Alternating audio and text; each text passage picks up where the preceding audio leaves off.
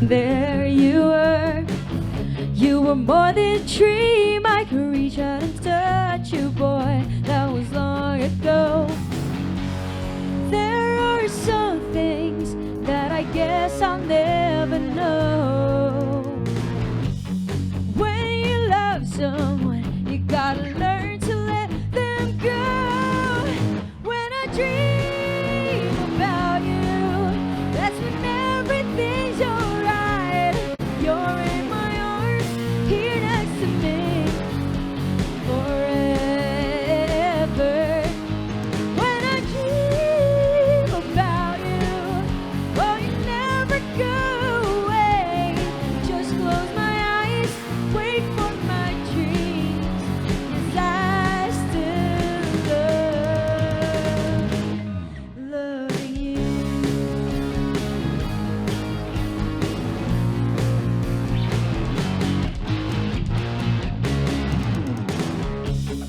How can I get you to see that I'm falling apart since you've been gone? I can never be sure I could ever let go. Your love is much too strong. But there are some things that I guess I'll never know. When you love someone, you gotta learn to let them go. When I dream about you, that's when everything's alright. You're in my arms, here next to me, forever.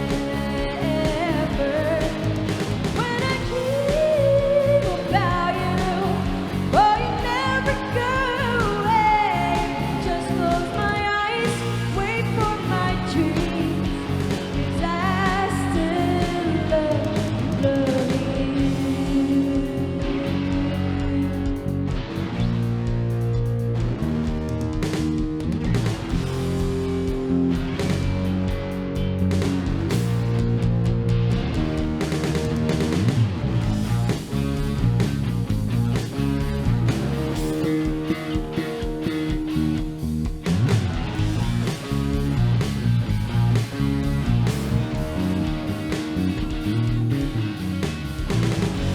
But there are some things that I guess I'll never know.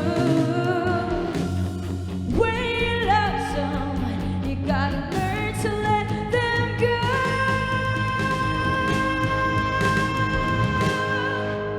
When I dream about you, that's when everything's alright.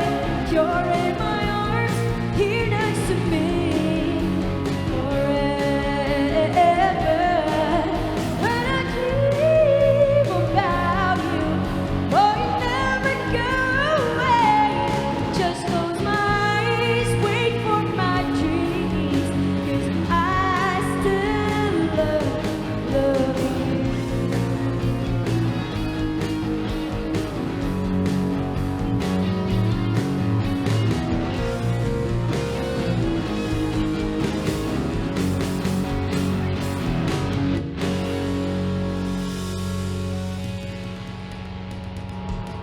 Okay, yay!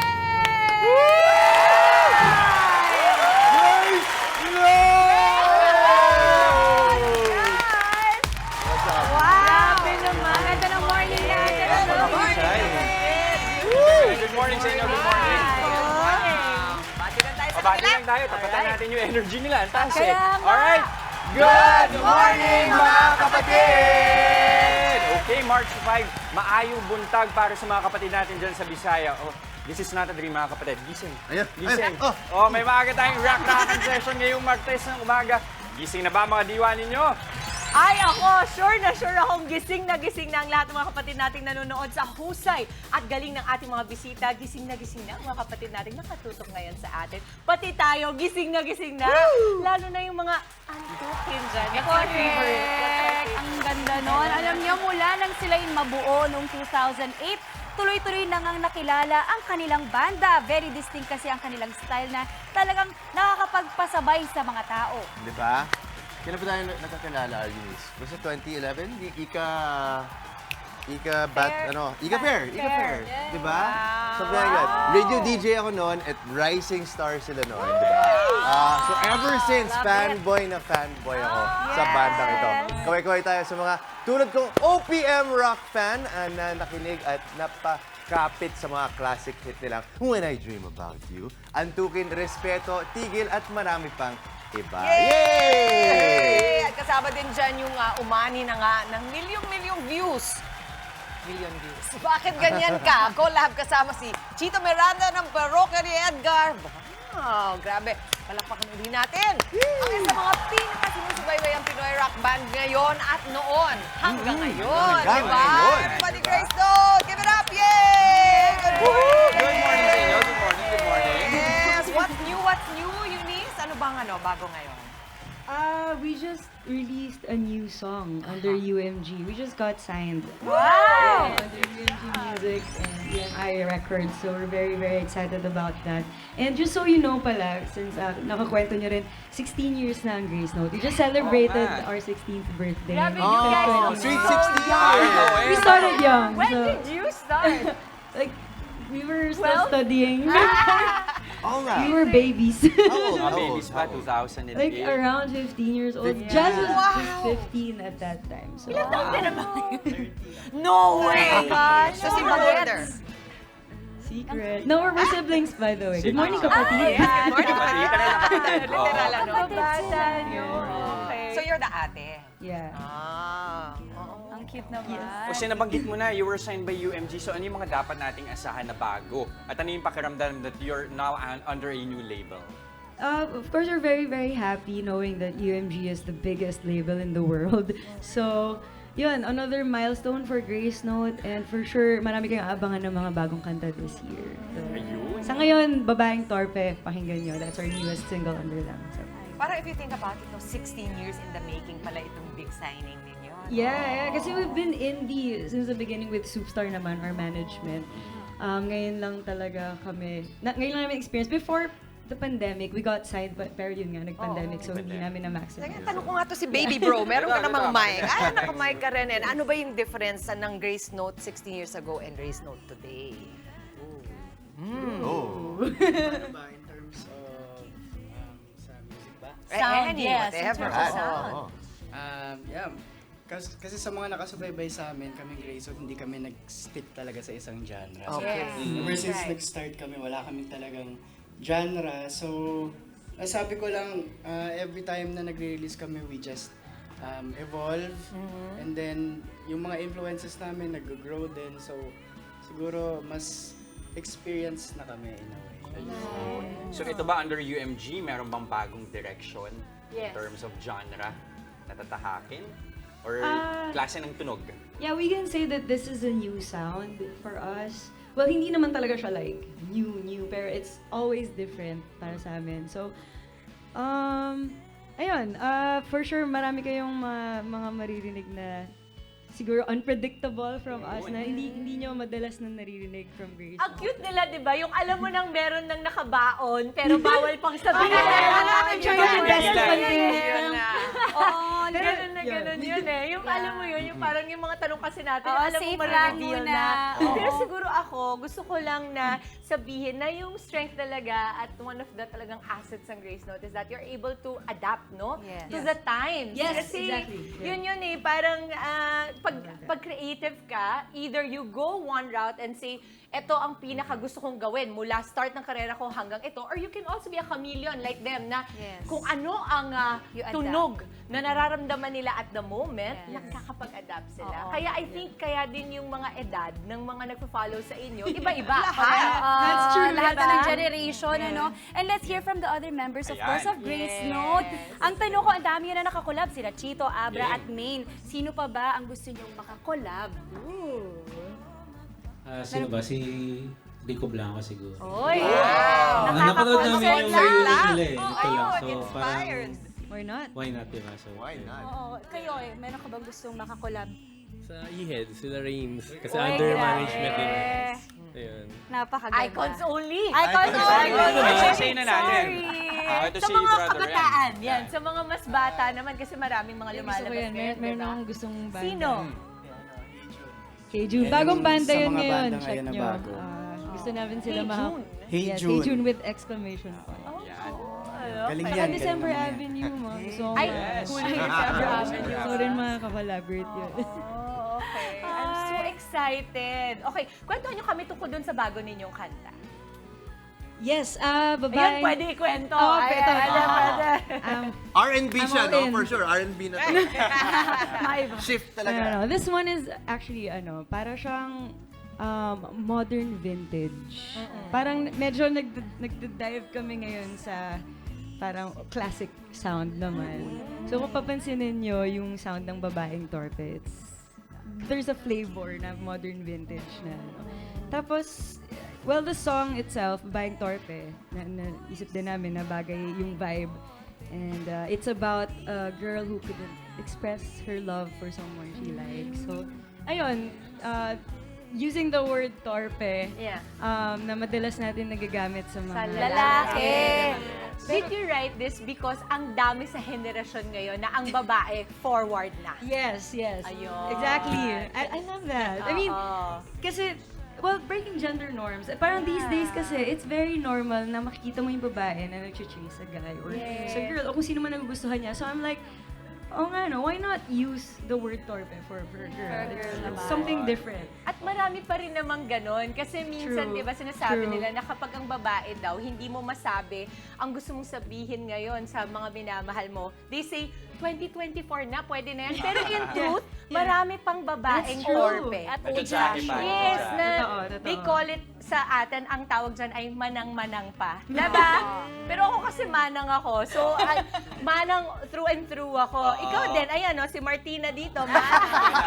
Pero ito, Sabi Diba? ba? Mami ako rin. Diba? I'm sure gusto nilang marinig yung babaeng torpe at mapapakinggan natin yan. Mamaya ipe-perform nila live bago mamaya. sa programa. Okay? Yes. Babalik pa sila. Itutuloy natin ang usapan at jamming kasama ang Grace Note mamaya. Sa ngayon, para sa ating mga kapatid, tara na't salubungin ang araw ng may ngiti at pag-asa. Ako po si Jess De Los Santos. Okay, patugtugin na po ang inyong paboritong mga awitin. Mag-good vibes tayo sa mga nakakaindak na beat ngayon. Isayaw at makikanta na sa inyong mga minamahal. Ako po, si Dr. Romana. Stay focused lang mga kapatid. Maraming rason at inspirasyon na pwedeng pagkunan ng mas marami pang motivation. Ako naman po, si Maui David. Mas pasahin pa ang ating Tuesday, mag-ipon ng mas maraming energy at samahan ang inyong paboritong morning kasalo. Ako po, si Justin Quirino. At syempre mauna sa mga balita sa frontline sa umaga, mga mainit na update sa ilang pangyayari sa loob at labas ng bansa. Ako po si Chiki Roa Puno. Kaya naman masayang-bati namin sa inyo, mga ate, kuya, nanay, tatay, lolo at lola. Good morning, kapatid! Okay, rock-rockan to start the show, pero I'm sure marami pa tayong mga rock na ipapakita sa mga kapatid natin this Tuesday morning. Di ba? Dimples. Parang bingo lang, hindi Diba? ba sigurado? Diba? Ako nga, Jess. Eto, instant mood booster, lalong-lalo na po sa ating mga chikiting na mahilig sa dolls. May classic na mga manika ulit kaming ibibida maya-maya po. Patok ito, Blythe Dolls. Oh, wow. Is it Monica or Manika? Tin, Ikaw si Tin, din si Tin. eh. Segue naman tayo sa Ay. usaping kalusugan. Ipaliliwanag sa atin ni Doc Dex ang tinatawag na myocardial infarction. Heart Attack 101 tayo mamaya sa sabi ni Doc. At shout out naman sa mga empleyado dyan, ha, lalo na dun sa mga pinangkuan ng trabaho ng kanilang mga agency o amo. May habol po ba kayo dito? Sagutin natin yan sa Legal Ba To? At mula sa pangako, doon naman tayo sa mga napakong pangarap. Ang mga pagdududa sa buhay, goals, purpose at plano ng mga taong nakakaranas ng quarter life crisis. Naku, ganyan talaga kaming mga nasa-quarter life crisis, di ba yan? Talaga naman! Alam ko, Tayo na yun na! hindi natin yan itatanggil. Hindi, papag-usapan natin yan. Dito lang po yan sa Payong Kapatid, mamaya. At of course, gising na rin sa mga gising na rin sa mga antukin at sa patuloy pa rin ang Dreaming About You dyan. I-extend natin ang good vibes na hatid ng OPM rock band na Grace Note. Yan. Live ang kanilang bagong awitin na ipiflex sa atin. Pakinggan natin ang Babaeng Torpe mamaya. Live na live. Narito naman ang mga balitang dapat abangan sa frontline sa umaga mamaya. Kampo ni Pastor Apollo Kibuloy handa raw sa mga isasampang kaso laban sa kanya. Chinese na arestuhin ng mga pulis nakipagbarilan at nambangga ng mga sasakyan sa Taguig City. Mga sibilyan papayagang humawak ng semi-automatic rifles o ilang uri ng mahahabang baril. Taylor Swift at Lisa ng Blackpink nagkita sa backstage ng The Eras Tour concert sa Singapore. Bawal ang torpe at mahiyain. Dito lang sa ating Kagumoka Selfie Contest. Dito lang bawal yon. Sali na po sa aming Kagumoka ko Selfie Contest. Tutok lamang dito sa Good Morning Kapatid. At papungalan po ng selfie habang nanonood ng ating programa. I-private message lamang yan sa aming official Facebook page sa Good Morning Kapatid. Ang mapipili po naming bonggang selfie or Selfie Masters of the Day sa pagtatapos ng show. Magwawagi na ang 500 pesos worth of load. Kaya naman, Kagumoka, go and selfie na! Tuloy-tuloy lang ang pagtutok mga kapatid. Magbabalik ang inyong paboritong kasalo sa umaga. Good morning, kapatid! Dream about you. That's when everything's alright. You're in my arms, here next to me forever. When I dream about you, oh, you never go away. Just close my eyes, wait for my dreams, 'cause I still love you.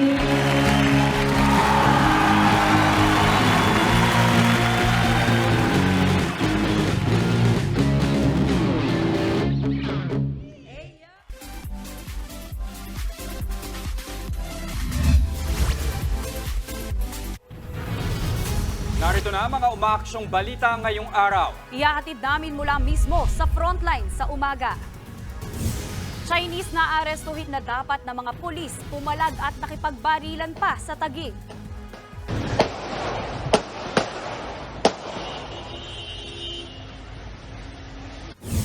Mga ambulansya na dumaan sa busway at nagbukas pa ng sirena kahit wala namang pasyente, pinaghuhuli.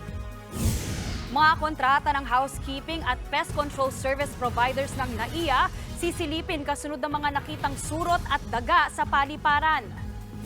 Gasolina may taas presyo habang ang diesel at kerosene may rollback.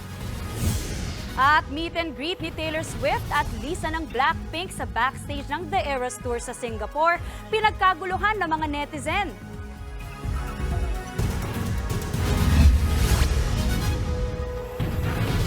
Nauwi sa barilan at habulan ang tangkang pag-aresto sa isang Chinese sa Bonifacio Global City sa Taguig kagabi. Ang sospek ng bangga pa ng ibang motorista sa pagmamadaling tumakas. Nasa frontline ng balitang yan, si Dave Abuel. Sunod-sunod na putok ng baril ang dinig sa viral video na ito na kuha sa Bonifacio Global City sa Taguig kagabi. Makikita ang ilang pulis sa kalsada na pilit pinapalibutan ang puting SUV. Pero di sila makalapit dahil armado ang driver. Hanggang sa tuluyan ng humarurot palayo ang SUV. Hindi nakita sa viral video pero may nabangga pang sasakyan ng sospek. Ang isa sa mga nadamay na motorista, matinding trauma ang inabot. Nung makita ko na nagpaputok na siya ng baril, yung anak ko nasa loob, pinadapa ko na doon sa loob ng kotse. Kasi hindi ko nga alam, baka mamaya, tamaan na kaming dalawa dahil may pumuputok sa harap, may pumuputok pa sa likod eh. Sa live video naman ng isang motorista, kitang bumigat ang traffic sa lugar. Huwag mong galawin to eh. Ano yan? Sino blackline yan eh? Nagkalat pa sa daan ang mga baso ng bala at parte ng mga nabanggang sasakyan. Ito, baso ng bala oh. Ayon sa Taguig Police, aarestuin na dapat ng PNP Anti-Kidnapping Group ang Chinese. May warrant of arrest kasi ito para sa mga reklamong unjust vexation, panlilinlang at pagsuway sa mga alagad ng batas. Upon serving yung warrant nang sineserve na dun sa tao, tumakbo na yung ating suspect. Then from there nagkameron ng confrontation, armed confrontation, nagkameron ng konting chase, nagkabarilan. Dito na humingi ng tulong ang PNP AKG sa Taguig Police. Mula sa sentro ng BGC, umabot ang habulan at barilan hanggang sa 31st Street. Pero di inasahan ng suspect na sarado pala ang kalsada. Dito sa bahaging ito ng BGC, nasukol ng mga pulis itong Chinese national. Hindi bababa sa 3 sasakyan ang kanyang nabangga hanggang tuluyan siyang napahinto ng mga pulis. Nang ma-corner, pinababa ng mga pulis ang suspect mula sa SUV at pinusasan. Sunod na dinala sa ospital ang suspect matapos magtama ng tama ng bala sa likuran. Wala namang nasaktan sa hanay ng mga pulis. Nabawi mula sa suspect ang baril at sasakyan na bogus pala ang plaka. Unang-una, hindi pwedeng magka-license sa atin dito yung mga foreigner. So, we assume na yung baril na ginamit niya ay hindi so license. Yung puti na sasakyan, yung ginamit niyang plaka, hindi sa kanya. Kambal plaka lang yon. Patuloy na inoobserbahan sa ospital ang Chinese na suspect. Nagbabalita mula sa frontline, Dave Abuel, News 5. Sa Taguig pa rin na biktima ang isang foreigner ng riding in tandem na snatcher. Pero ang isa sa mga suspect nahuli ng pulis. Nagbabalik si Dave Abuel. Walang kawala ang lalaking ito nang arestuhin ng mga pulis sa Taguig City kahapon. Ang lalaki, suspect sa pangahablot ng cellphone ng isang babaeng Cameroonian. Kwento ng biktima, naglalakad siya sa Lawton Avenue nang dumaan ang suspect at kasabot nito na sakay ng motorsiklo. Walang kaabog-abog na hinablot nila ang gamit ng biktima. The guys just begin to run. And I realized that there were two guys on the motorcycle. Tiyempo namang may pulis sa lugar kaya't nakahingi ng tulong ang babae. Please, I need your help. Please, I need your help. I need your help. They pick my phone. Please. And they do not wait. They just begin to follow them. Sa kasunod na pursuit operation, nahabol at na-corner ng mga pulis ang backrider. Wala na ang rider na nakatakas. Depensa ng lalaking nahuli, hindi siya, kundi ang kasama niya ang nanghablot. Ikukuha daw po kami manok. Antipolo, bibenta daw po namin. Kakiusap siya sa akin, wala siyang panggas. Ngayon inabuno ako yung panggas niya. Di ko akalain ganun gagawin niya, sir. Di naman kumbinsido mga pulis sa paliwanag ni Flores. Yun ang sabi niya, pero malamang may ano na sila niyan eh. May plano na sila. Backride siya, pero sinasabi niya na hindi niya alam. Posible naman.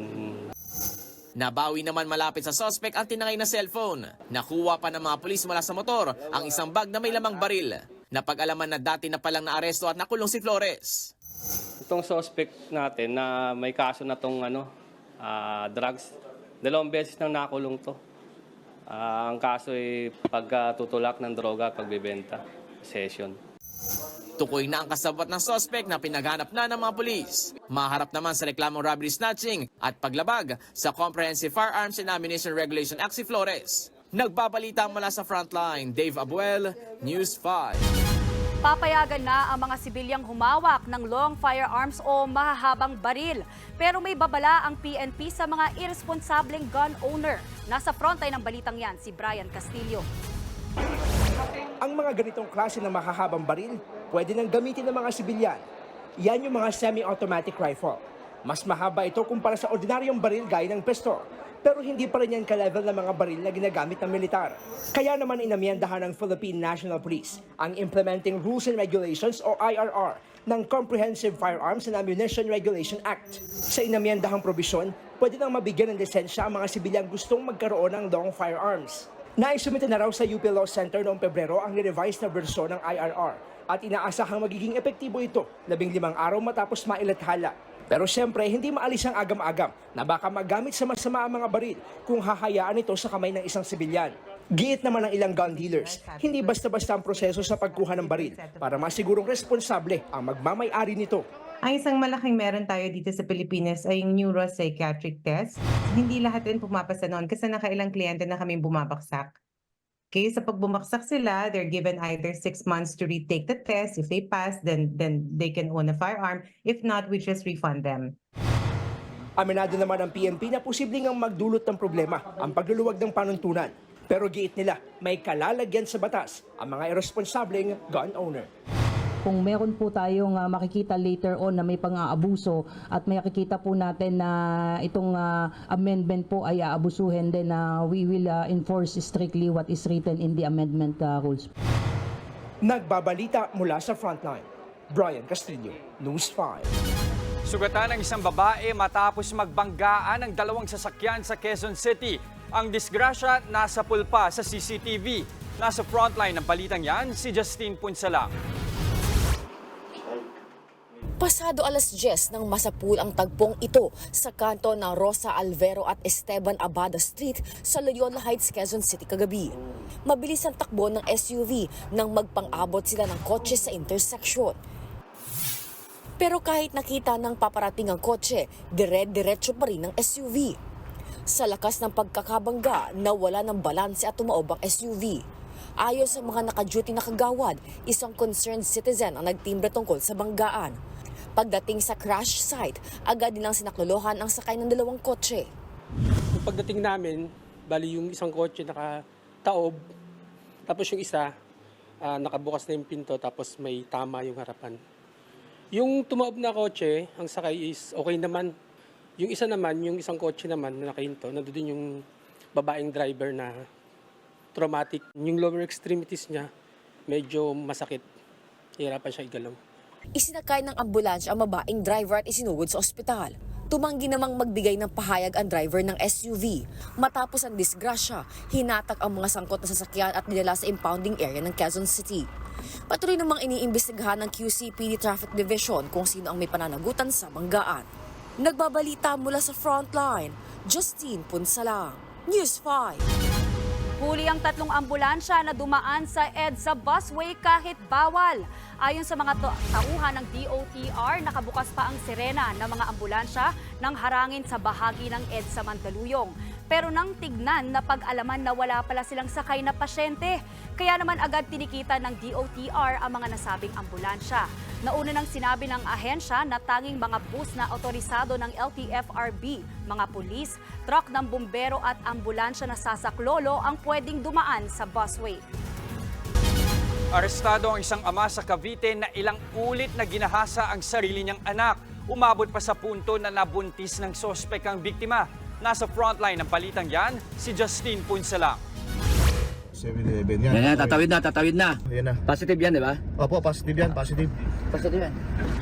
Inaantay ng mga operatiba mula sa Regional Intelligence Division ng Police Regional Office 4A ang lalaking niyang pumasok sa convenience store sa Alfonso, Cavite. Paglabas ng target, agad siyang pinalibutan.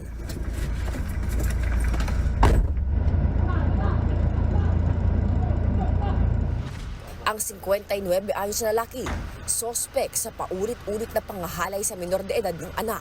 2022 nang matris ng kapulisan ng isang litrato ng granada at baril sa social media. Mula iyon sa biktimang nananawagan ng tulong. Dito na pag-alamang may dati ng kaso sa Dasmariñas ang sospek na top 8 most wanted sa Calabarzon dahil sa kasong rape. Natatakot ang biktima at nawawalan nga siya ng pag-asa kasi nakakauwi pa rin yung tatay niya. Kaya ang ginawa niya, nag-post siya ngayon ng mga ng pictures na kasama ang baril at saka granada. Kasi itong baril kasi, ito yung ginagamit na panakot habang nire-rape sila. Dahil sa ilang ulit na pangahalay sa biktima, nabuntis pa ng sospek ang sariling anak. Sa ngayon, nasa pangangalaga na ng mga kaanak ang biktima. Patong-patong na kaso naman ang kakaharapin ng sospek. Pinag-aaralan din kung kakasuhan ng ina ng biktima dahil sa pagpayag niyang ipalaglag ang sanggol.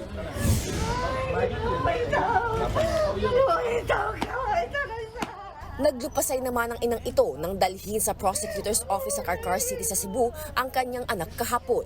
Inakusahan ng kanyang anak at katrabaho nito ng pangahalay sa isang 17 anyos na dalagita. Base sa investigasyon, Sabado nang magpunta ang biktima sa bangkong pinagtatrabahuhan ng kanyang nobyo at ng mga sospek. Habang naghihintay sa nobyo, nagtanong ang biktima sa mga sospek kung nasaan ang banyo. Doon na umano pinagtulungan ng dalawa ang biktima at ginahasa. Huli na nang malaman ng nobyo ng biktima ang umano'y panggagahasa. Agad naman silang tumawag ng pulis kaya naaresto ang mga sospek. Itinanggi naman ng mga akusado ang paratang. Giit pa nila. Nahuli kasi siya ng kanyang kasintahan kaya binaligtad niya. Hindi yun rape. Walang rape na kagustuhan ng babae. Siya ang unang nagpakita ng motibo. Wala na kami nagawa. Sana hindi na lang kami pumatol. Nahaharap sa kasong rape ang dalawang sospek. Nagbabalita mula sa frontline, Justine Punsalang, News 5. Aminado ang Manila International Airport Authority na may pagkukulang sila sa gitna ng issue ng mga peste sa NAIA. Kaya naman doble kayod sila ngayon para solusyonan ang problema. Nasa frontline ng balitang yan si Gerard de la Peña. Halos wala nang maupuan ng mga pasahero sa arrival area ng NAIA Terminal 2. Kung dati, puno ito ng mga upuan na gawa sa ratan. Ngayon, tanging desk ng Department of Tourism ang natitirang setup na gawa sa ratan sa arrival area. Pinatanggal kasi ito ng Manila International Airport Authority dahil sa mga pasaherong kinagat ng mga surot. Pero hindi lang surot, may nakita ring daga at ipis sa Terminal 3. Para solusyonan ito, ipinatawag ni MIAA General Manager Eric Ines ang mga namamahala sa 4 na terminal ng NAIA na may hawak ng mga kontrata para sa pest control at housekeeping ng mga paliparan. Pinulong din ni Ines ang pest control services provider ng NAIA. Inamin ng MIAA, mayroon silang pagkukulang dito. Yung statement ng ating GM, inako naman niya yung responsibility, no? Sinasabi niya na we take full responsibility. Hindi magkakaroon ng ganong infestation kung religiously nasusunod ito. Posibleng marinyo ang kontrata ng mga housekeeping at pest control service provider taon-taon. Pagdating na 4 taon, kailangan ulit nilang sumalang sa bidding para makapagpatuloy ng serbisyo. Sa ngayon, 4 na service providers ang kailangan sumali sa bidding kung gusto pa nilang ipagpatuloy ang serbisyo sa NAIA. Ang iba naman, kailangan patunayan sa MIAA na nararapat silang manatili sa serbisyo para ma-renew ang kanilang kontrata. We find it very timely, no, na yun nga, we highlighted sa ating Bids and Awards Committee sa paggagawa ng kanilang terms of reference. We already highlighted some portions of the terms of reference that we want to be revisited. Formal lang naghahain ng House Resolution si OFW Party List Representative Marisa Del Mar Magsino para imbestigahan ang mga reklamo ng pamimeste sa NAIA. Hindi lang daw ito para sa mga OFW, kundi para na rin sa turismo ng bansa. Yung presence ng mga peste at vermin, yung traffic congestion within the airport complex, at saka yung mga karatig na lugar nito, at tapos my gosh, yung napakahabang queue sa immigration, Gerard, ito ay malaking bagay sa health ng ating mga traveling passengers, nakaka-tarnish ito sa image ng ating international image kasi dapat ang Pilipinas maraming turistang pumunta. Dadagdagan na raw ang tauhan ng housekeeping at pest control service provider sa NAIA.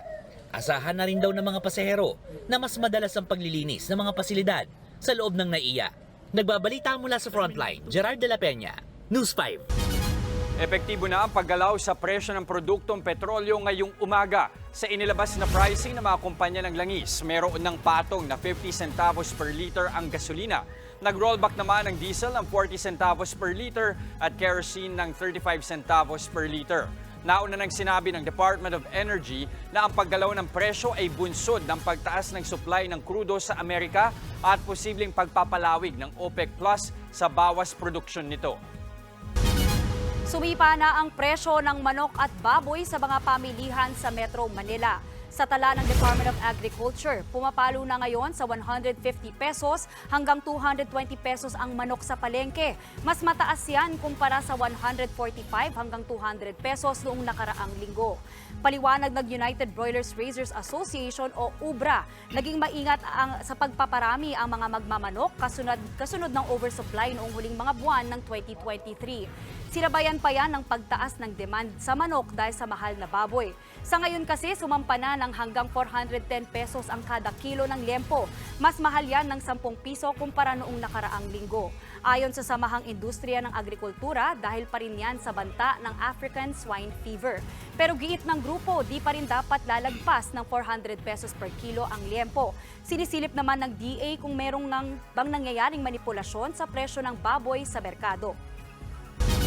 Sinuspinde ng Ombudsman ang 139 na empleyado at opisyal ng National Food Authority. Kaugnay yan sa questionable bentahan ng NFA rice.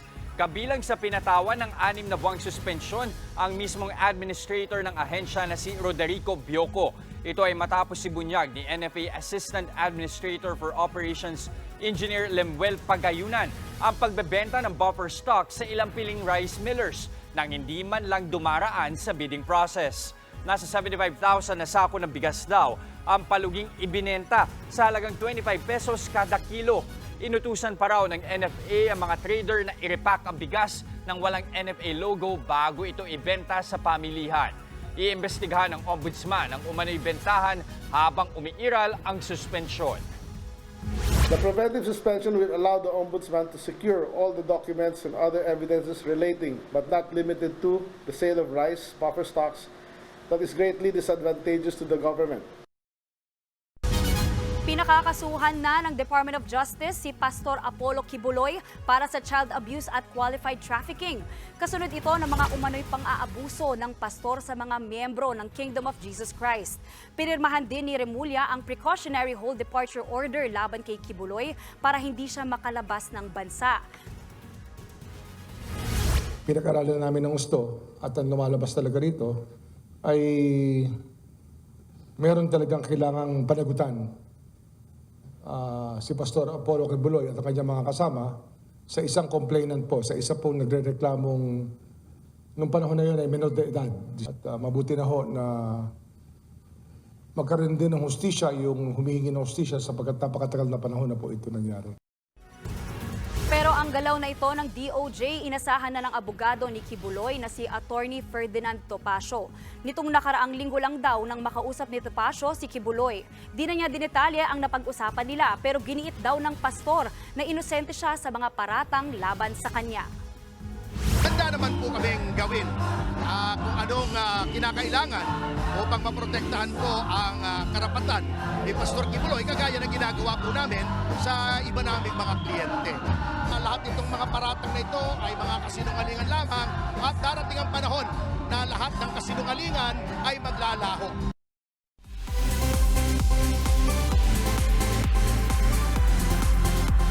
Blinks and Swifties unite! Nakipag-meet and greet si Taylor Swift kay Blackpink member Lisa sa The Eras Tour concert sa Singapore. Sa Instagram, ibinahagi ni Lisa ang backstage photo nila ni Taylor matapos ang Night 2 concert ni Taylor sa Singapore. Sa larawan makikitang very close at nakakbay pa si Tay-Tay kay Lisa. Umabot na ng mahigit 1 million likes ang naturang post ng Blackpink member. Sa ibang photos, makikita na nag-e-enjoy si Lisa sa concert at may suot pa siyang friendship bracelets. Kasama niyang manood ang mga kaibigan at si Thai K-pop idol Sorn. Hanggang March 9 ang The Eras Tour concert ni Taylor sa Singapore. Para naman sa ating mga fellow ones, nakuha ng K-pop girl group na Twice ang una nilang #1 album sa Billboard 200 chart. Para ito sa kanilang 13th extended play na With You. Patok kasi sa international fans ang kanilang bagong album. Ito na ang ikalimang beses na naka-top 10 sila sa naturang chart. Sila rin ang kauna-unahang non-English act na naka-1 sa Billboard charts ngayong taon. At dahil dyan, kabilang na ang Twice sa New Jeans at Blackpink sa mga natatanging all-female groups na nakakuha ng milestone na yan. Twice. Nice. Our resident expert in K-pop. Ay, si Isa yun actually. Pero diba, Isay, nakakatawa. liga, mag-on cam ka. Kwento ka mo naman kami, Sai. Pero mas sabi ko lang na pag-usapan din natin tumawi, di ba? Grabe yung precision nila, yung parang magkakamukha lahat ng galaw nila. Sobra. At hindi nangyayari yun overnight. Yes. Grabe ang disiplina. Ang alam ko, sa pagkakaalam ko, it takes years talaga sa Korea. Bago kayo before they i-launch. launch you. Talagang May minsan training. 5 to 6 years of training. Kaya grabe yung pag-insync nila when they dance. At grabe yung standards din sa Kaya din siguro minsan magkakamukha na rin sila. No? Oo, parang So yun doon natin minsan goal. nag-hirap distinguish Oo, eh. actually, pag unang tingin mo sa kanila, magkakamukha sila. Pero pag naging fan ka na, you know na kung makikita mo na. kahit nakatalikod yan, kilala mo sila. True daw, di ba? Pero magaling sila. Twice. Hello to the Ones. Silongi. Ito po, sa aming pagbabalik, ano nga ba ang mga dapat gawin kapag dumaraan ka sa quarter-life crisis? At sa Legal Bato, alamin ang tamang gagawin ng isang pinaasang manggagawa na muling magkatrabaho matapos magtamo ng pinsala sa oras ng duty. Yan ang ituturo ni Attorney Buko mamaya. At sasabi ni Doc, mga dahilan kung bakit inaatake sa puso ang isang tao. Tatalakayin ni Doc Dex Makalintal. Kaya huwag po kayong aalis, magbabalik pa ang inyong Fave Morning Kasalo, ang Good Morning, Kapatid!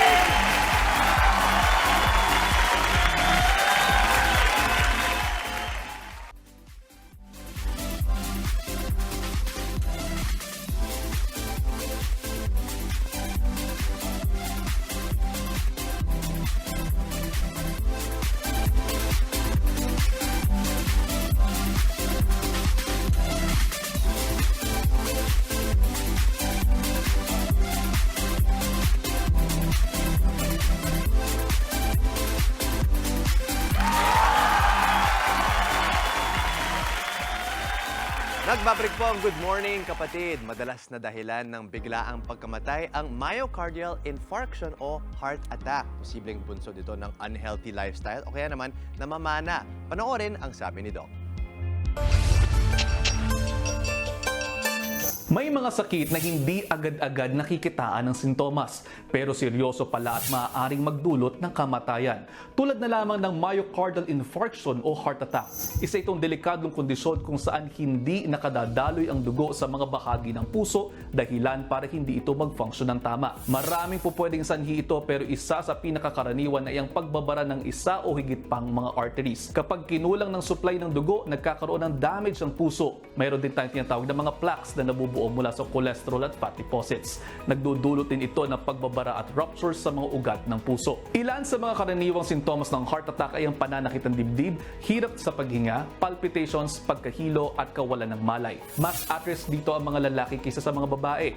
Magkaiba rin po ang sintomas ng heart attack sa dalawang kasarian. Mas maliit ang chance ang makaramdam ng chest pain o chest discomfort ang mga babae. Mas nakararamdam sila ng hirap ng paghinga, pagkapagod, insomnia, pagkahilo ng may kasamang pagsusuka at pananakit ng katawan. Kapag inatake sa puso, kailangan agad mabigyan ng atensyong medikal para maiwasan ng permanent heart damage o pagkamatay. Mas nagpapataas naman ang tsansa ng heart attack ang kawalan ng regular na ehersisyo, lalo na kapag nauwi ito sa obesity. Malaking factor ang family history. Mas mataas ang tsansa mong magkaroon ng heart attack kung may kapatid o magulang kang nakaranas na nito. Mas mataas din ang risk kapag madalas na kumakain kayo ng processed at fried foods dahil sa pagdami ng low density lipoprotein o LDL cholesterol sa ating katawan. Inirekomenda pong mag-ingat na sa kinakain ng mga lalaking edad 45 pataas at mga babaeng edad 55 pataas. Makatutulong din po ang pag-iwas sa mga bisyo tulad na lamang ng paninigarilyo na iniuugnay sa napakaraming cardiovascular diseases. At kung mayroon pa kayong mga tanong tungkol sa inyong mga kalusugan, huwag mag-atubili. I-ask Doc Dex nyo yan sa aking Facebook page o sa Facebook page ng Good Morning, Kapatid. Tinatawag na traidor, ano? Kasi hindi mo malalaman hanggang nandun na sa kuminsan, ha? Na wala daw talagang sintomas. Yung kahalagahan ng meron ka talagang kapartner sa kalusugan mo, yung merong may alam kung ano yung mga, di ba? Yung Parang mga, accountability partner. oo, kasi ang hirap talaga, kahit hindi mo anak, kahit hindi, yung bang, unang-una, kailangan mo rin malaman yung history mo para, di ba, medyo warned ka na. Totoo. Saka lalo na din siguro kapag mas nagkakaedad ka na. Katulad din naman nung sinabi ni Doc Dex, mas tumataas yung chance niyan pag habang mas nagkakaedad. Lalo na rin kung hindi ganong ka-healthy yung lifestyle mo. Halimbawa, yung diet mo or hindi ka rin hindi maganda yung activities mo. Kumbaga wala kang exercise. Tapos mas malaki yung chance kapag meron na rin sa lahi. Yes. Alam mo, sabi nga nila, family history, no? Ako kasi sinimulan namin yan ni Boyet na talagang nag-checklist kami. Ano yung mga pwedeng ipasa sa mga bata. Kaya malaki yung agwat ni Cal at saka ni Alonzo. Kasi talagang minake sure ko lang muna na si Cali, maantabayanan ko. Kasi again, ako naman, we had leukemia in the family and we were all anemic, bata pa lang kami. So in the same way, I would assume na pag sa heart naman ang conditions, dapat alamin mo lalo puso yan. Yan ang pinaka talagang pag tumigil yan, alam mo na may problema kayo. And sila Boyet, meron sila sa pamilya nila noon. So yung lifestyle ng mga bata pa lang sila, inaayon na namin sa mga pwedeng lumabas sa ano nila. Kasi wala namang mawawala kung gagawin mo yun. So, ngayon lang si Alonzo, si Kai, nakita mo, sports sila. Kasi para lang to make sure na yung katawan nila equipped na pag tumanda sila, hindi madaling bumigay yung katawan kung predisposed ka man sa mga ganitong klase ng sakit. May vision si Dimps. Kasi ito din naman may sport foresight. Tama ka. Pero maganda yung gano'n na namumula tayo. Kasi, di ba, alamin nyo na. Ayan. O, ito maibaha, usapan labor naman po tayo. Reklamo ng isang manggagawa na pinangakuan na makabalik muli matapos niyang maaksidente sa trabaho.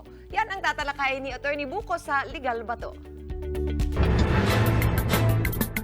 Mga kapatid, isang mensahe ang aking natanggap at bibigyan natin ng payong legal. Ito ay mula kay Ken Repia Conmigo. Attorney, hindi po ako matanggap-tanggap sa trabaho ngayon dahil naputulan po ako ng daliri sa dati kong pinagtatrabahuan noong 2015. Ang dati kong agency ay pinangakuan ako ng trabaho, ngunit hanggang ngayon ay wala pa rin silang binibigay. Pwede ko po bang kasuhan ng agency kahit ilang taon na ang nakalipas? Pinabayaan po nila ako at wala akong kahit na anong nakuha maliban sa huling sahod ko. Sinagot naman ng kumpanya ang gamot at bayad sa ospital. Pwede mong habulin ang agency bilang employer mo. Maaari kang pumunta sa Employees Compensation Commission or ECC o sa Department of Labor and Employment ng direkta. Kahit walang abogado, may mag-a-assist po sa inyo doon. Ayon sa Presidential Decree number 626 na nag-amyenda sa Labor Code, may pananagutan ang employer kapag ang kanilang empleyado ay napinsala o nagkaroon ng disability habang nasa trabaho. Bukod pa sa compensation na manggagaling sa ECC or Employees Compensation Commission, kailangan ding bigyan ng tulong medikal at pinansyal ng kumpanya ang nasabing empleyado, lalo na kung ang kanyang disability ay permanente at hindi na siya makapagtatrabaho dahil dito. Ito naman ang dagdag na katanungan ni Pau Sia. Attorney, my previous company went into bankrupt last year and pinapapirma kami ng HR officer ng waiver and quit claim. Sabi nila, ide-deposit na lang nila yung pera pag meron na. Pero hanggang ngayon, wala pa rin kaming nakukuha. Still on the process of liquidation pa rin po. What steps can I take regarding this? Kailangan mong mag-file ng claim sa korte kung saan nakafile ang liquidation o insolvency case ng kumpanya. Ayon sa Article 110 ng Labor Code, ang utang na sahod at benepisyo ng mga empleyado ay priority o first preference sa liquidation o insolvency ng mga kumpanya. Kung kayo po ay may nais ikonsulta sa inyong lingkod, i-follow lang ang Facebook page ng Good Morning Kapatid. Mangyaring i-private message po ninyo sa akin ang inyong mga katanungan. Maraming salamat. May karapatan ng mga empleyado, lalo na yung, syempre naman, kapag na-aksidente ka o may nangyari sa'yo during the performance of your duty. So may responsibilidad naman talaga yung kumpanya na i-shoulder yung cost, lalo na yung pagpapagamot mo, lalo na nga kung permanent yung magiging disability mo dahil sa trabaho. Naku, sana yung talaga nakinig dito yung mga employer kaysa yung mga taong naghahanap ng kung anong karapatan nila. Yung mga boss, yan pala yung ating pananagutan. Diba? Sa mga nagtatrabaho para sa atin. Oo. Lalo na, isipin mo, yung mga tao yung mga empleyado mo, sila rin naman yung tumutulong para makaangat yung kumpanya mo. Totoo naman. At saka at the end of the day, kailangan lang talaga natin pangalagaan ang mga taong nagtatrabaho para sa atin and vice versa. Yes. Pareho naman yung respeto na yun. Pero ito, dun muna tayo sa mga hindi napapakong mga ngiti ng ating mga kapatid. Silipin natin ang ilang mga nagpadala po ng kanilang selfies. Tingin ko nga. May microphone. Ano?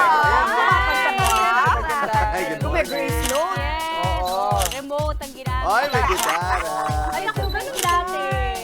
Tumatapos Supply. pa nga ako sa electric fan eh. Para hair. Para may vibrato. Galing sa studio yan Ang cute. Akala ko yung buhok pinapalipan yung boses pala. Kasi yung boses nanginginig pag nakatapat.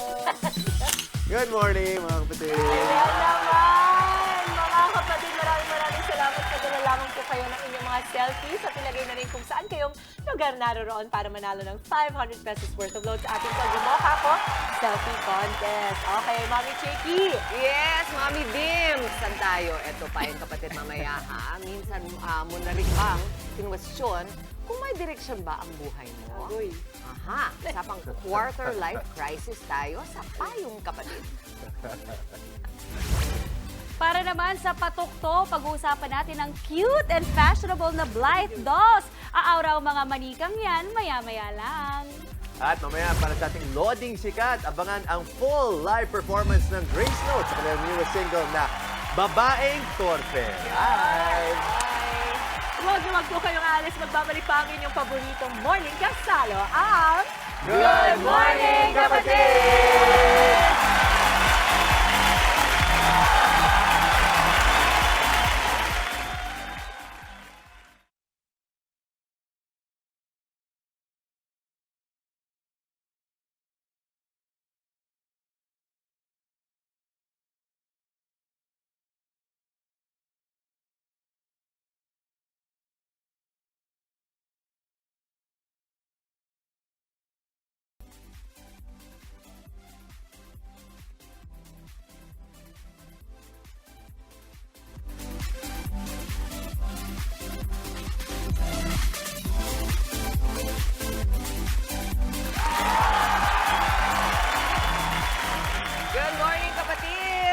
marami pang pagdaraanan sa buhay bago mo maabot ang iyong goals. Isa na nga dyan ang quarter-life crisis. Ano nga ba ito at normal lang bang makaranas nito?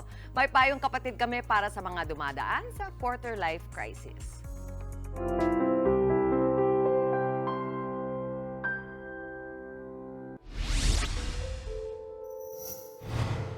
Puno ng lungkot at saya ang buhay. Tuloy-tuloy ito at hindi hinto para sa anumang pinagdaraanan mo. Pero minsan, para bang nawawalan ka na ng direksyon? Yan ang kwento ni Melvin na dumaraan daw ngayon sa quarter-life crisis. When I reached the age of late 20s, so dun ko na feel na mabigat pala yung buhay. Na I really have to push to provide for my family. In the same way, kailangan kong hanapin yung passion ko, kailangan kong hanapin yung career path na gusto ko. Marami sa mga nasa mid-20s at 30s ang nakararanas ng quarter-life crisis. Ito ang mga panahong kino-question ng tao kung nasa tamang direksyon ba siya o kung may patutunguhan ba ang kanyang mga pinaghihirapan sa kasalukuyan. Pakiramdam daw ni Melvin ay hindi siya umuusad sa trabaho. Malayo sa inasahan niya noong magtapos sa pag-aaral. Marami raw kasi siyang pangarap noon. Pero hindi niya lubos na isip na marami pa siyang pagdaraanan para makamit ang mga ito. Akala ko after graduation, parang everything will go smoothly, na makakapagtrabaho ako. Pero yung reality, hindi talaga ganun eh. Malaki rin ang naging epekto ng quarter-life crisis sa mental health ni Melvin.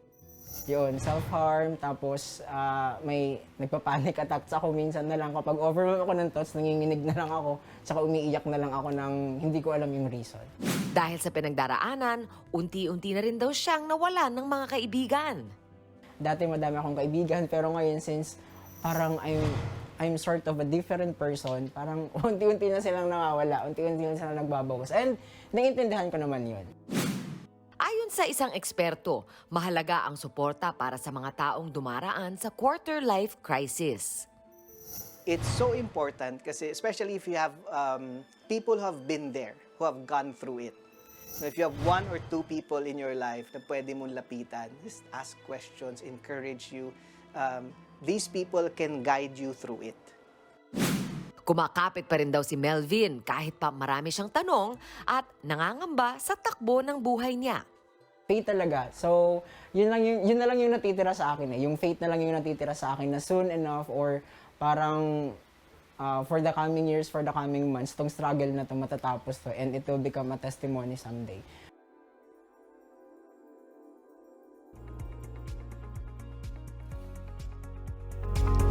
So pinapanood natin lahat. Feeling niyo ba masama necessarily yung magkaroon ng existential crisis, whether nasa quarter life, 25, 50, 75, is masama kaya? O humihindi agad si Justin? Hindi naman. Parang, I think every day kailangan pag-isipan din natin yun di ba? At kailangan handa tayo for whenever anything happens. Kaya nagkakaproblema din ng mga pamilya kasi hindi pinaghahandaan, di ba? So, may nakinig kasi ako sa podcast na sinasabi na parang dapat i-normalize natin ang talking of our death, di ba? Para makapagplano na if ever. Kasi you never know eh. You never know. So, I think it's good na may reminder tayo ng mortality natin. Ikaw. Kasi parang very quickly lang, gusto ko lang sabihin na ako kasi mas natatakot ako pag wala akong pinagdadaanan.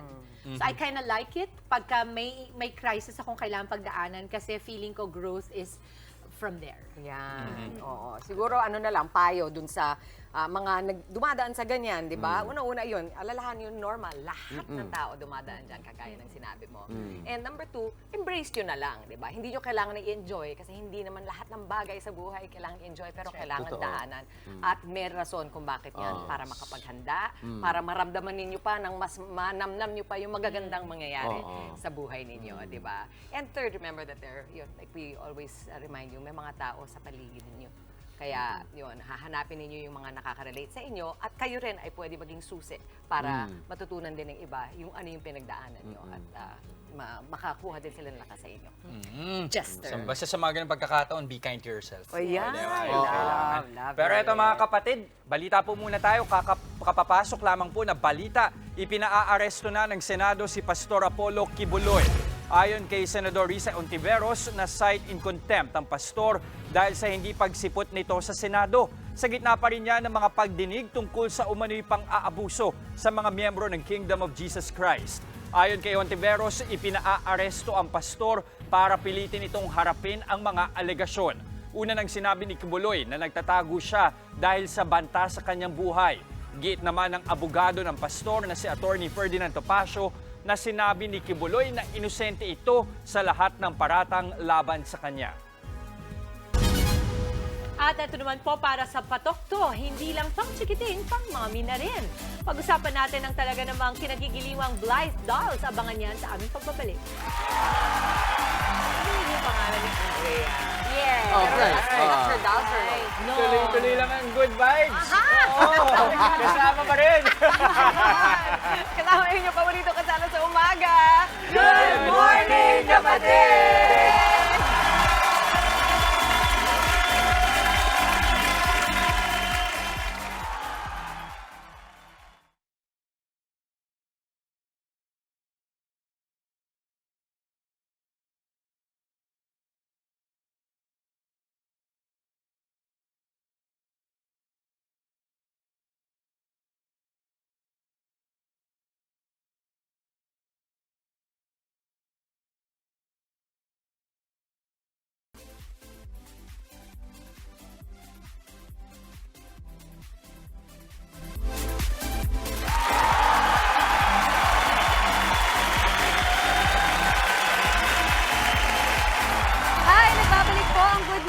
Kapatid o Mami Dimps? Tanong ko lang. Oh.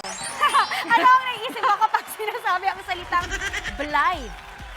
Si Andrea, yung anak ko sa kadenang ginto, Blythe siya, di ba? Correct. Alam nyo, hindi nakakapagtakang si Andrea nga talaga yung may isip mo dahil ibinasi yung pangalan niya sa mga manikang nasa harapan natin ngayon na ang tawag ay Blythe Dolls. Oh, at para naman pag-usapan ng mga ito, kasama po natin ang collector nito na si Ms. Bubbles Villaflor. Good morning, kapatid. Good morning, Ms. Bubbles. Ms. Bubbles, ang cute-cute nito. I like the hair color. Parang ganito na lang kaya yung hair color ko sa new ano ko. Wow!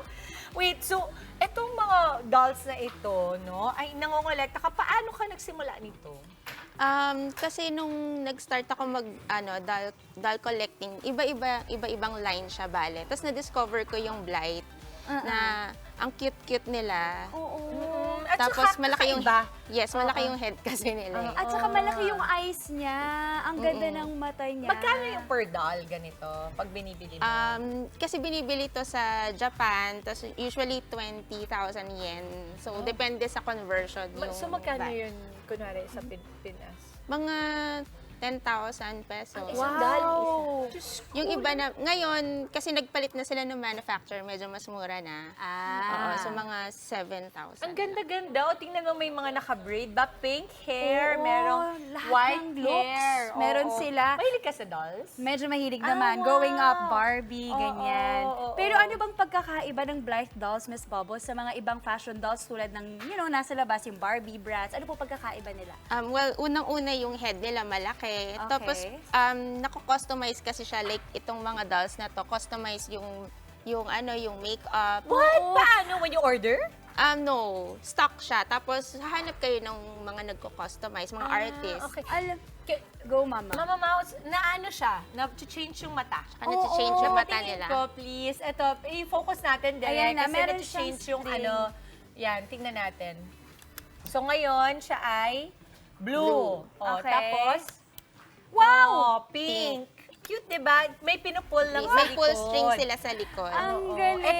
Ito hindi. Hindi to na-change yung eyes Customize niya. na kasi siya. Customize. Pero nagiging sleepy eye siya, yung parang Paano? natutulog. Paano siya nasa-sleepy May ipupul ka rin na string. Ito rin. yan. Ayun, inaantok siya. Ako to. Ang cute, no? Alam mo yung ibang dolls natin dito, yung kay Ma'am Cora, yung eyelids niya, Mama, merong parang eyeshadow. Na sobrang tuwang-tuwa ako kanina nung nakita ko. Talagang may makeup siya. Okay. Kakatuwa. At ano sa tingin mo ang rason ng mga nangongolekta ng dolls? Why nahuhumaling sila sa ganitong koleksyon? I think yung of course, yung charm niya. Yes. Oo. So, tapos yung versatility niya, like, pwede siyang maging cute, like yung ibang naka-dress dyan. And then also, as elegant as this, pag naka-gown. Uso ba sa mga collectors like yourselves ang nagtitrade? Yes, yes. So pwede mong i-trade, ganito. Ang Blythe Dolls, how long has it been in the market? Gaano katagal na siya? Actually, 1970s pa yung first production ng Blythe. Tapos na-discontinue siya. Under Kenner siya before. But now, Hasbro na yung may license nung Blythe production. So Hasbro na ngayon. Amazing. Ayan, may hawak itong si Ito, Mama ang cute Maui na nito. napaka-cute. Parang a-attend ng ball. Diba? Alam mo, napansin ko, yung mga buhok nila malalambot po. Meron bang way to maintain May it or shampoo to clean special? it? Or allowed Yung ba iba, shampoo? meron. Ako yung regular shampoo lang ginagamit. So pwede. Pwede naman. Pero meron ding doll mist, doll shampoo na nabibili in the market. Tapos in terms of cleaning the body, wipes lang ba? Yes. Kasi ano siya at saka nagmumove iba yung, yung mga customized, yes, namumove yung joints yung nila. joints nila. So, Sobra. pwedeng nakaupo. Pag, may mga doll houses din tong Blythe Dolls or wala? Wala. Pero pwede naman, same scale naman sila with Barbie. Pwede rin Same gamitin. scale ba sila with Barbie? Malaki lang yung talaga head. head. Oo, you know what I wonder is paano ba sila mag-release ng designs? Tipong every year, may mga bago silang looks?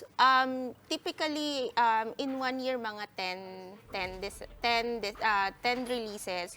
Merong usually pag spring, may Halloween theme, may Christmas. What's your favorite from your collection? Yung dark black, yung almost black hair doon. Ito. Because? Kasi ano siya, yung collaboration siya with yung designer na si Anna Sui. Si Anna Sui! So yung dress that she's wearing is actually inspired by one of her designs. Ay, ang galing naman. Magkano bili mo dyan? Ano lang yan, yung regular price niya, pero ngayon mataas na yung value niya. I'm sure. Okay, kung may mga interesados mga kapatid natin to get on the collection ng Blythe Dolls, anything they want to learn, saan kanila pwedeng i-follow? I have a page po, The Fairy Doll Mother, yung name, in Facebook and also on Instagram. Ang Thank you, ganda. Miss Bubbles. Thank you. Enjoy ko. Kami ay namangha. Ang gaganda ng dolls. Maraming salamat sa pagbisita, Miss Bubbles. Okay. Si Justin ba naandito? Okay, Wala. tayo na lang. Sa Eto aming na. pabalik, Mami, what do we have? Sa pagbabalik natin, wag nang matotorpe. Pakinggan natin ang live performance po ng Grace Note sa kanilang latest single na Babaeng Torpe. Abangan yan. Tuloy-tuloy lamang po ang happiness ngayong umaga dito pa rin sa inyong morning kasalo. Happy morning kasalo. Yes! Okay, let's go. Good morning, kapatid!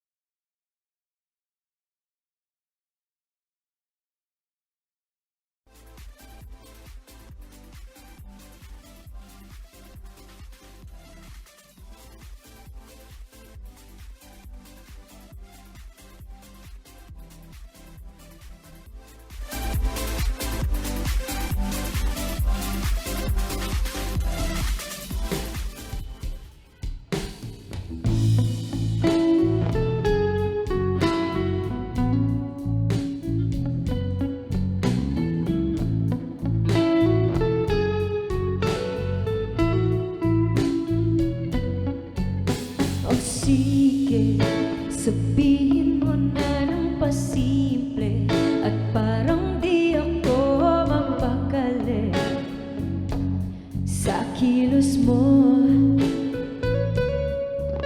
sa sine na lang ba nating masisile ang bagay na parang imposible nakakainggit. Ano nga bang magagawa at di ko maiwasan? Naaakit sa iyong presensya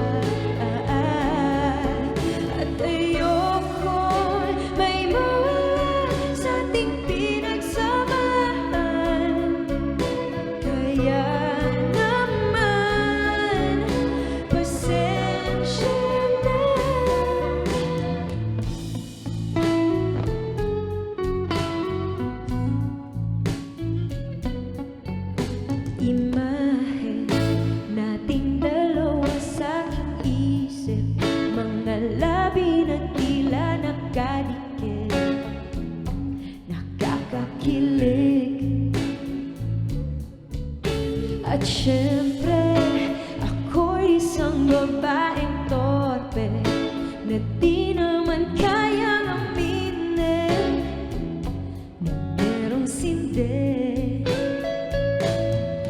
Ano nga bang magagawa at di ko maiwasan na aakit sa iyong presensya. At ayokong may mawala sa ating pinagsamahan. Kaya naman, pasensya na.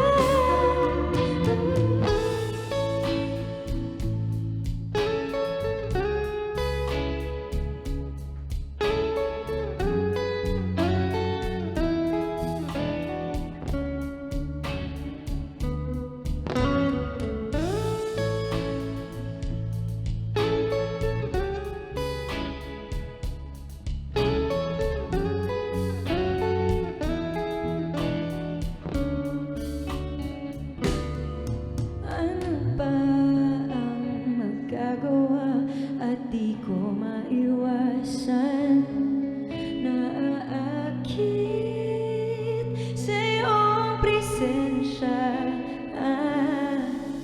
At ayokong may mawala sa ating pinagsamahan. Di ko maamin, kaya pasensya. Ano nga bang magagawa at di ko maiwasan na aakit sa iyong presensya. At ayokong may mawala sa ating pinagsamahan. Kaya naman, kahit kaya naman, di bale na lang.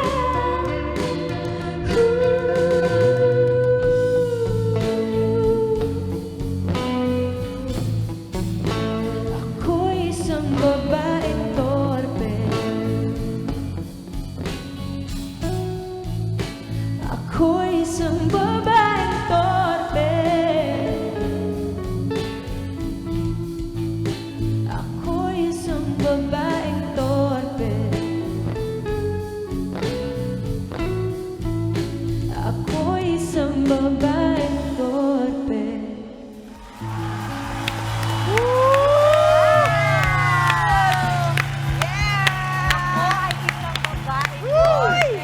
Grace! Grace Note! Napakahusay. You speak the truth. Bilang babae, ang favorite line ko doon, Dims, yung, I think ito yung totohanan. Ito yata ang dahilan kung bakit ayokong may mawala sa ating pinagsamahan. Diba? Kasi, oo, diba? Parang i-risk mo eh, diba?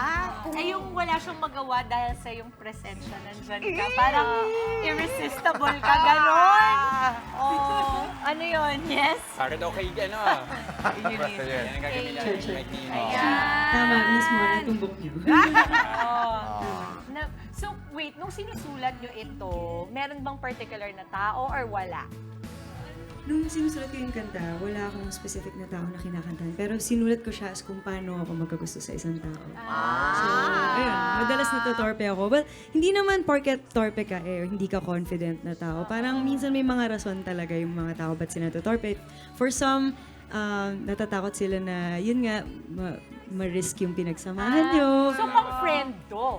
Pwede. Pang-kaibigan? Pwede. Madalas na kwento na natutorpe. Kasi yun nga, yung iba naman, takot silang ma-reject, diba? May mga ganong kwento. Kaya sila natutorpe. Feeling nila walang pag-asa. Yun. Takot ka bang ma-reject? O dahil sa mas pinagsamahan ka? Mas nandun ako sa pinagsamahan. Oo. Parang hindi ka naman ma-reject. Kayo nga, ay tanongin natin yung mga kasama niya kung anong tingin nila sa babaeng torpe. Yun ang gusto namin malaman. Ano ba ang tingin nyo pag yung babae ang torpe? Well, kasi sanay naman talaga tayo na ganun since cultural thing yung pagiging torpe lalo ng mga Pinay, di ba? So feeling ko, iba rin yung pag meron silang Kumbaga yung push na, ma-push nila yung sarili nila na ma-express yung feelings nila. Gusto niya hindi babaeng torpe. Malagay Depende siguro sa tao. Ikaw, wala siyang... Parang same na din. Hindi, ganun din. Pero iba na kasi ngayon talaga. So parang mas maganda yung ngayon kasi may express mo talaga yung... Diba? Mas nagiging totoo. Pero may mga babae. Pero feeling ko kaya yun ang choices nila kasi mukhang torpe sila pareho. So, kailangan nila yung meet halfway sila. Ikaw? Maganda tong song na to kasi para sa mga babaeng torpe, pwede nyo gamitin to as encouragement para magkaroon kayong lakas ng loob. So parang gagawin mo, i-post mo, tapos kung sino mag-react, alam mo na. O di kaya send mo sa kanya. Yun na nga, mismo. I-send mo sa kanya. Rekta na. Ay, sorry na send. Okay. Imbitahan na natin yung mga kapatid natin. Saan pa nila kayo dapat abangan at the same time kung saan nila mapapakinggan itong babaeng torpe. Out na siya sa lahat ng streaming platforms. Stream nyo guys at salamat sa mga patuloy na nagsistream ng kanta. At kung gusto nyo maging updated, hanapin nyo lang kami sa socials namin, sa Facebook, Twitter, Instagram, TikTok, Grace Note TV, YouTube channel namin. Subscribe kayo. Andun yung live performance namin for Babaeng Torpe. And for gig schedules, tonight, nasa 70s Bistro kami. So kung taga QC ka, kita-kita tayo doon. Or kung gusto nyo pumunta, sa UE Caloocan naman kami sa March 8. Ayun, March 9 naman, QC Circle kami. March 20, nasa 19 East kami. Kasama namin dyan, December Avenue. So, kita-kita tayo doon. March 23, we're doing a fundraising at Teatrino Promenade. Ayun, so, kita-kits tayo doon. Yan, maraming salamat. Grace Note, mabuhay kayo. Thank you for coming to the show, mga kapatid. Thank you, mga kapatid. Nako, eto na. May nanalo na sa ating Kagumoka Ako Selfie Contest. Congratulations kay Jason Bautista ng San Simon, Pampanga, Kabalen. Nakikijam sa Grace. Maraming salamat. Hintayin lang ang komensahe ng aming staff para mag-game ang inyong load. Congrats! And that is it para sa ating Rock and Roll Tuesday. Spread out na sa amin po mga kapatid. Isang makabulang umaga ang nahihatid namin sa inyong mga tahanan. Sana nag-enjoy kayo sa aming pakulo this morning. Kita-kits pa rin po tayo bukas, mga kapatid. Gawing habit na ang pagtutok sa amin every morning para siksik ang araw ninyo sa saya at impormasyon. Mga mainit balita at inspired mga kwento. Ayan at marami pang iba. Kasama niyong fame. Morning Kasano. Ito ang... Good morning!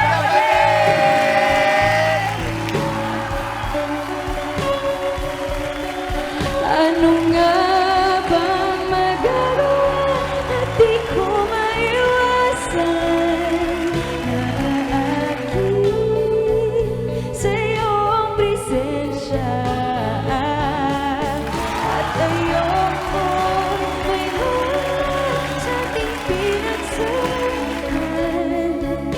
kaya naman pasensya na.